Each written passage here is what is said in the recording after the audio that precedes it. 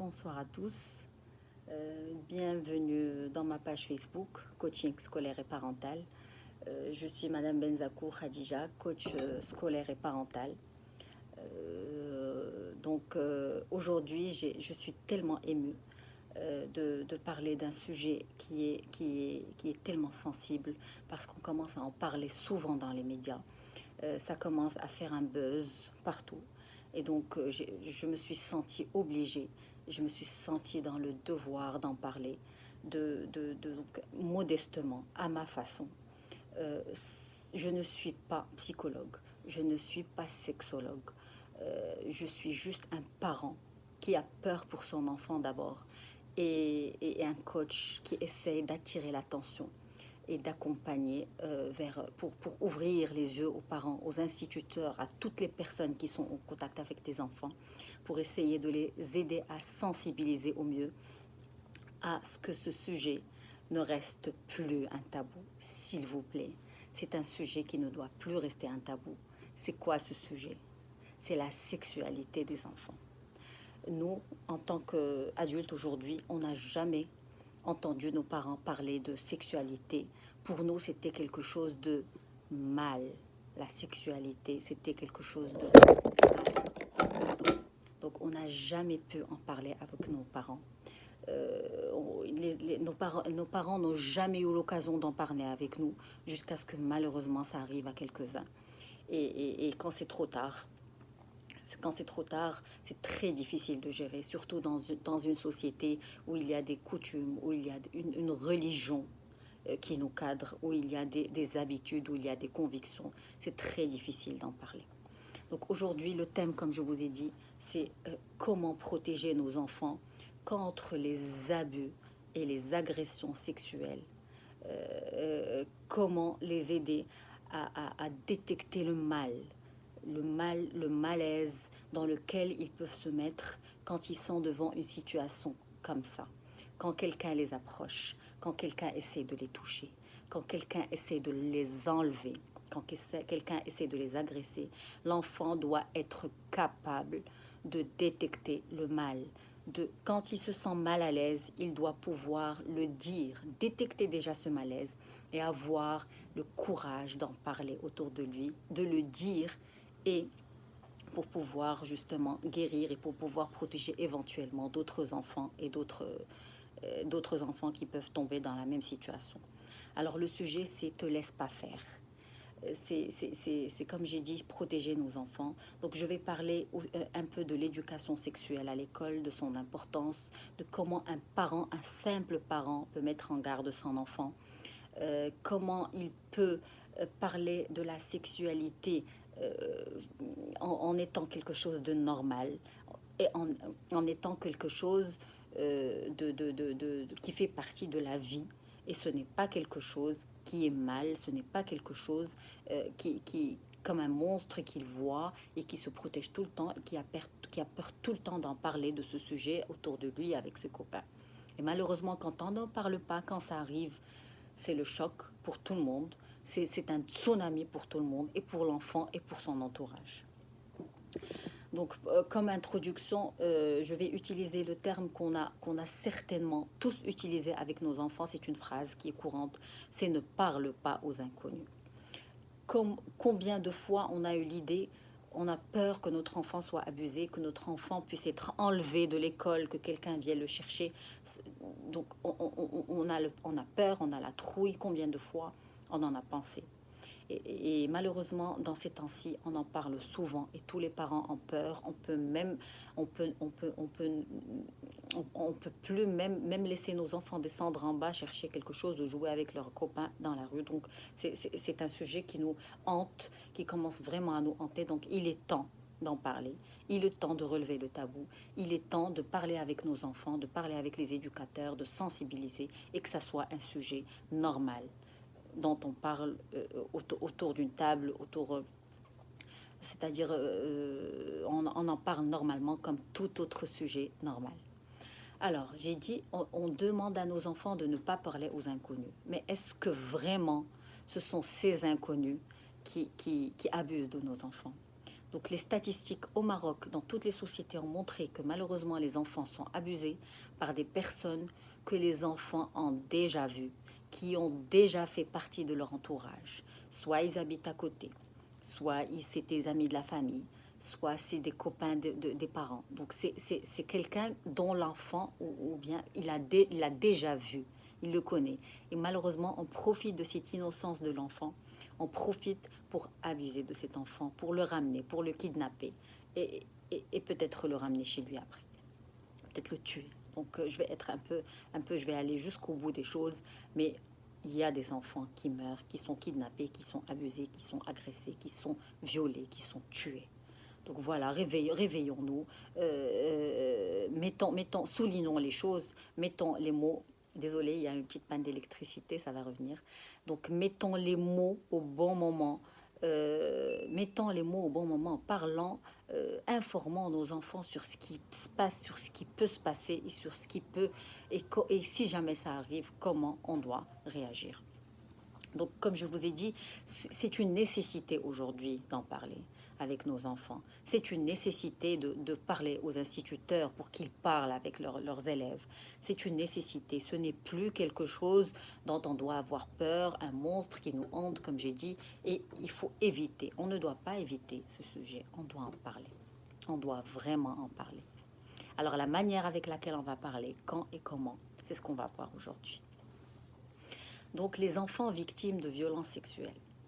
Les enfants victimes, donc violence, on parle particulièrement aujourd'hui de sexuel parce que c'est un sujet, comme j'ai dit, qui est d'actualité, mais il y a des agressions de toutes sortes, il y a des abus de toutes sortes. Peut-être qu'on peut agresser l'enfant en lui criant dessus, en l'insultant, en l'intimidant, en lui disant que tu es gros, tu es mince, tu es petit de taille, tu es... Donc ça, c'est des agressions de tout genre. Comment protéger nos enfants contre ça? Comment leur montrer quand est-ce qu'il faut agir? Comment agir? Et à qui faire confiance? À qui parler? Bien sûr, avant que ça arrive et après que ça arrive. Alors, les enfants, ils restent des victimes. Ce sont des enfants. Ils sont connus par défaut. Un enfant, c'est un innocent. Et malheureusement, quand on est innocent, on a une double peine. Quand ça arrive, non seulement l'enfant subit le traumatisme de l'agression, le traumatisme de l'abus, mais également il supporte le poids du secret. Donc ça, c'est un mot qui va revenir souvent aujourd'hui, c'est le secret.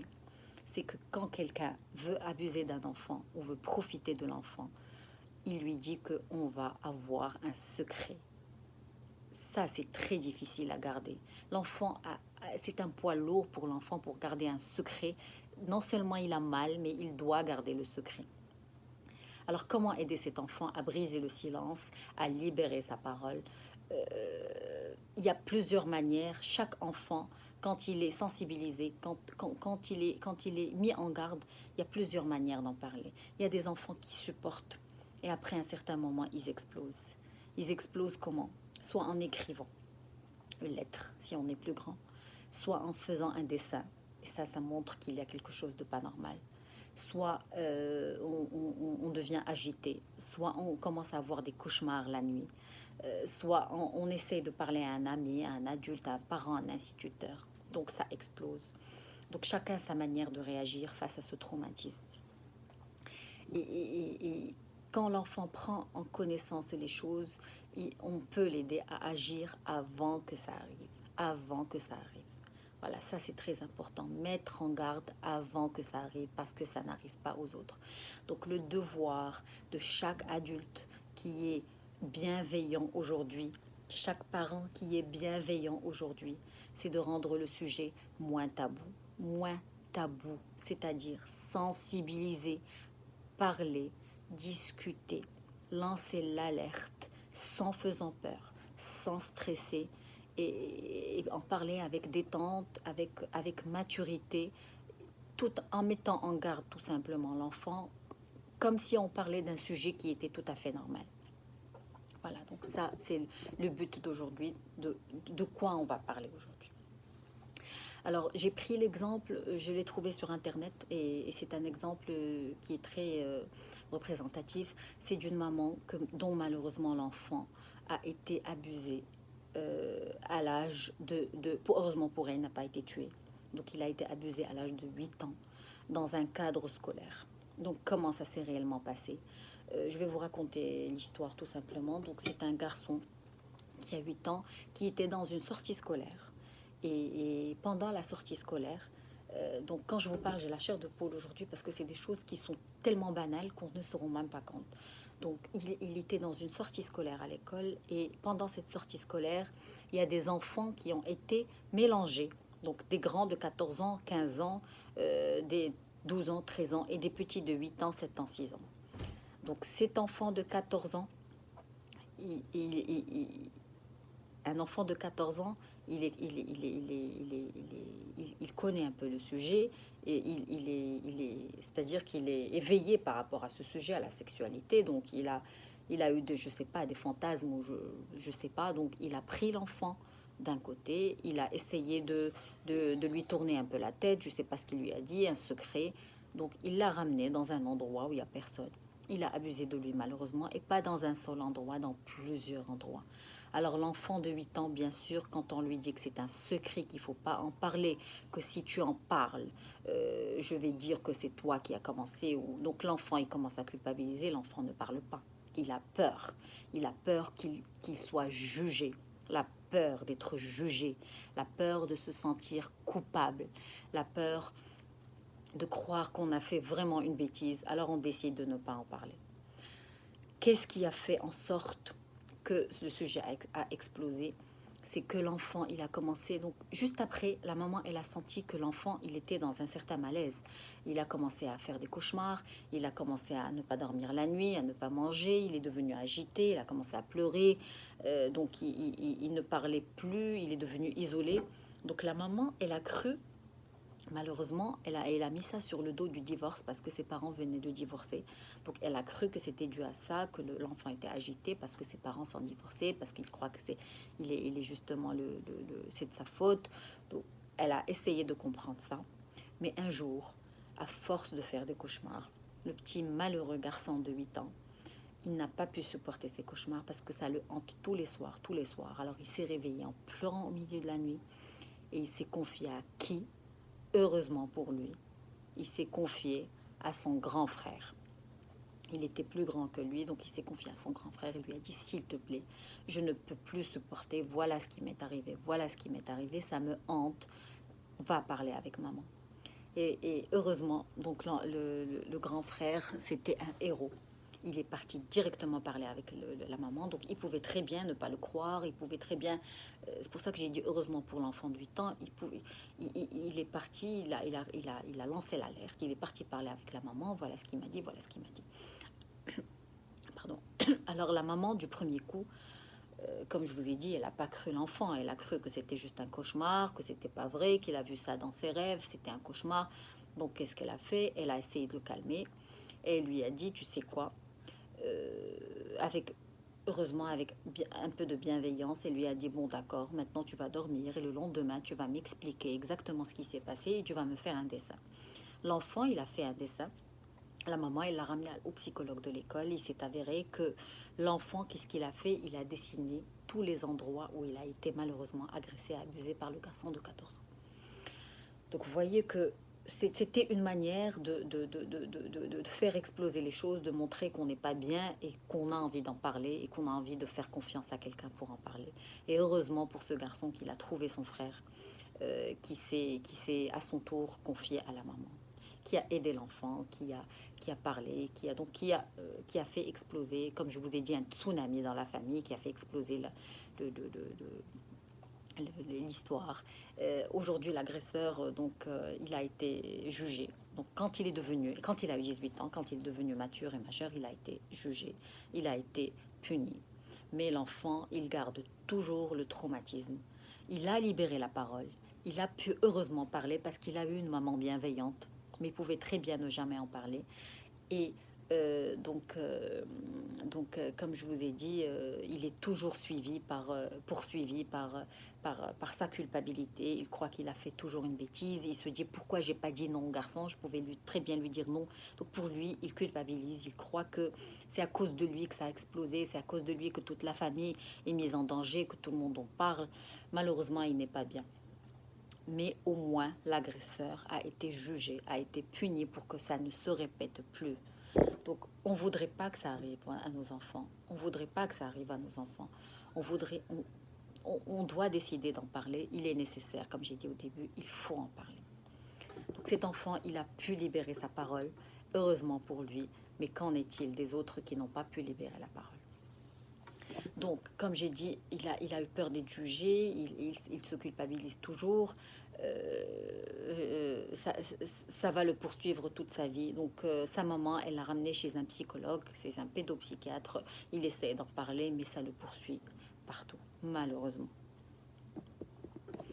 Alors, l'enfant a libéré ses paroles, mais comment nous, on peut aider nos enfants à libérer cette parole? Et il y a certaines victimes. Bon, je ne vais pas parler du cas du Maroc parce que c'est général et les statistiques sont tellement différentes qu'on ne peut pas donner des statistiques, on va en parler en général. Donc, il y a des victimes qui ont décidé de, une fois grand, une fois adulte, d'enquêter sur leur agresseur. Il y a des agresseurs qui sont toujours en vie, il y a des agresseurs qui ne sont pas toujours en vie. Donc, c'est des enfants qui ont gardé, imaginez, qui ont gardé le secret depuis l'enfance jusqu'à l'âge adulte, jusqu'à ce qu'il y ait eux-mêmes des enfants pour enquêter sur leur agresseur. Enfin, ils ont eu le courage de le faire. Et pourquoi? Parce que ils ne veulent pas justement que cet agresseur fasse du mal à d'autres enfants, parce qu'ils ont compris des choses, parce qu'ils sont devenus plus matures, donc après tant d'années. Et certainement après tant d'années, ça n'a pas été facile pour eux, ça les a bloqués dans plusieurs sujets, dans peut-être leur vie amoureuse. Donc ça laisse des traces, ça laisse vraiment des traces, ça laisse des cicatrices qui sont des fois irréparables. Donc, il est important, comme j'ai dit, comme c'était le cas du premier garçon, de trouver une personne de confiance pour en parler. Alors, le message que je veux passer aujourd'hui, c'est comment libérer cette parole. C'est déjà, avant que ça arrive, on aidant l'enfant à détecter quand la situation est normale et quand la situation n'est pas normale. Quand la situation est normale, l'enfant il n'est pas mal, il ne se met pas mal à l'aise. Donc c'est une situation normale qu'il peut gérer lui-même. Mais quand la situation le met mal à l'aise, comment il doit réagir, comment il doit dire non, comment avoir ce courage de dire non et justement de se protéger et d'éviter que son agresseur passe à l'action. Donc ça déjà c'est un pas en avant quand on montre à l'enfant c'est quoi la situation normale et c'est quoi la situation pas normale en parlant, en discutant, en ouvrant une discussion, une communication qui est simple, qui est claire, sans stress, sans peur, sans tabou. Donc on aide l'enfant à détecter ce qui est normal et ce qui n'est pas normal. Ça c'est très important. Parce que quand à chaque fois que l'enfant a envie de parler, on lui dit non, c'est pas bien, on parle pas de ça, c'est haram, shihchouma, c'est... Donc soyez sûr que l'enfant, il va jamais en parler, il va jamais être curieux de savoir qu'est-ce qu'il doit faire, qu'est-ce qu'il doit pas faire, qu'est-ce qui est normal, qu'est-ce qui n'est pas normal. Donc vous voyez ce que je veux dire. L'enfant doit être conscient du danger pour qu'il puisse agir face au danger quand ça arrive. Quand ça arrive. Alors, on peut aussi libérer la parole par l'éducation sexuelle à l'école. Et ça, je pense qu'il y a beaucoup d'associations qui en parlent, beaucoup d'associations des parents qui en parlent. Il faut que ça fasse partie du programme scolaire des enfants. À un certain âge, ça commence on enseigne ça, on éduque ça aux enfants, mais avant, donc, il faut qu'il y ait une éducation sexuelle.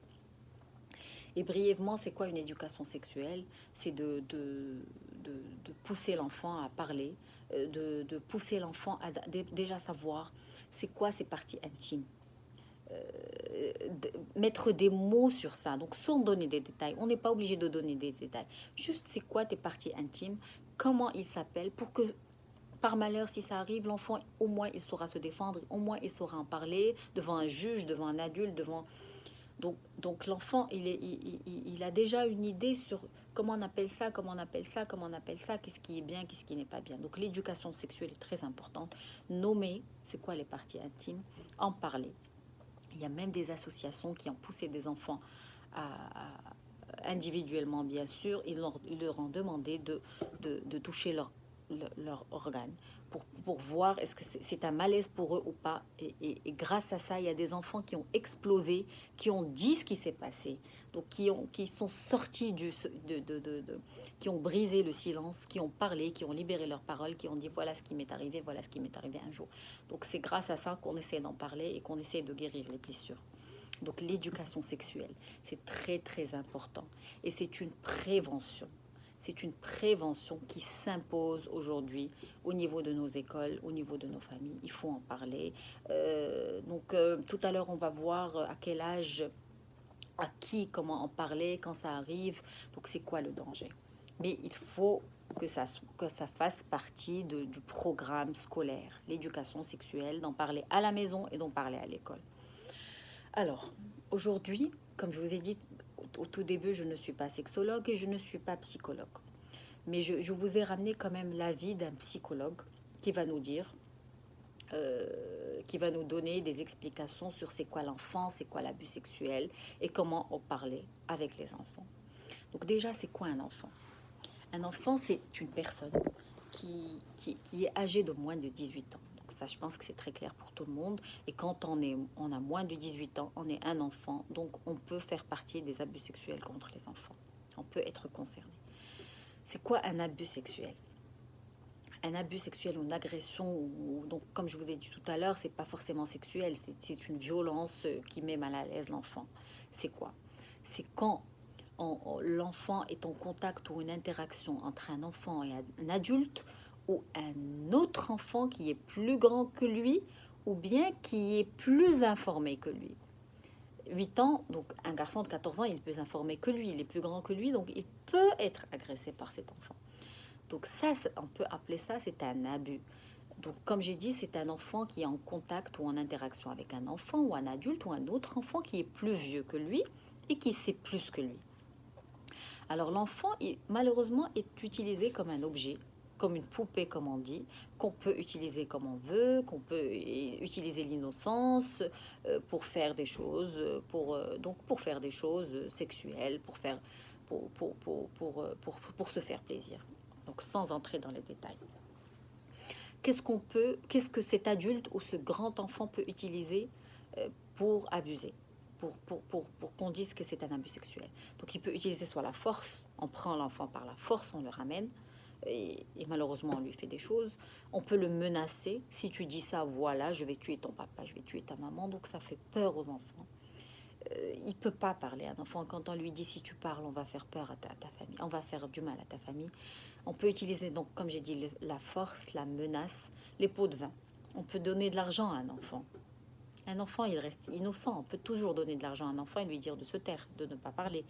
Viens avec moi, je vais te donner de l'argent, je vais te donner un cadeau, je vais te donner donc. Ça arrive. La tromperie. On utilise, on le trompe, on joue avec son cerveau, donc on lui raconte des histoires qui ne sont pas vraies pour pouvoir l'attirer et le ramener. Et on utilise la pression, c'est-à-dire on met l'enfant sous pression pour qu'il accepte. Et malheureusement, un enfant, comme j'ai dit, c'est de l'innocence. L'enfant, c'est de l'innocence si il n'est pas mis en garde, si il n'est pas informé, il va tomber dans le piège. Informez vos enfants, éduquez vos enfants sur ce sujet. Alors la sexologue, qu'est-ce qu'elle a dit? Elle a dit que donc elle va donner en fait les clés aux parents pour expliquer les agressions et les abus sur leurs enfants. Donc déjà, quand elle parle, elle dit que c'est un sujet qui n'est pas moins tabou parce que ça en arrive souvent. Peut-être qu'il y a une petite amélioration, mais c'est un sujet qui reste encore un tabou partout, dans toutes les sociétés. Ça arrive tous les jours, tous les mois, toutes les heures. Il y a un enfant qui est abusé, il y a un enfant qui est agressé. Donc là, c'est-à-dire qu'elle crée l'alerte. C'est un sujet qui est encore tabou. Et donc là, il y a le besoin d'en parler. Le besoin est toujours là et il est immense. Il faut en parler tant qu'il y a toujours des agressions de plus en plus dans le monde. Donc, comme je vous ai dit, je ne parle pas du Maroc, je parle de partout. C'est un sujet qui est universel, qui concerne tous les enfants. Donc, tous les enfants doivent être informés, doivent être mis en garde. Alors, comment en parler avec les enfants, selon la sexologue, sans leur faire peur? c'est très important. Donc, sans faire peur à l'enfant. Parce que si on parle, alors que déjà nous, on montre qu'on a peur, l'enfant, croyez-moi, il va pas pouvoir en parler si ça lui arrive ou si. Donc, pour lui, à chaque fois qu'il va en parler, il va avoir peur. À chaque fois qu'il va en parler, il va croire que nous, on a peur. Donc, vous voyez ce que je veux dire? Parler,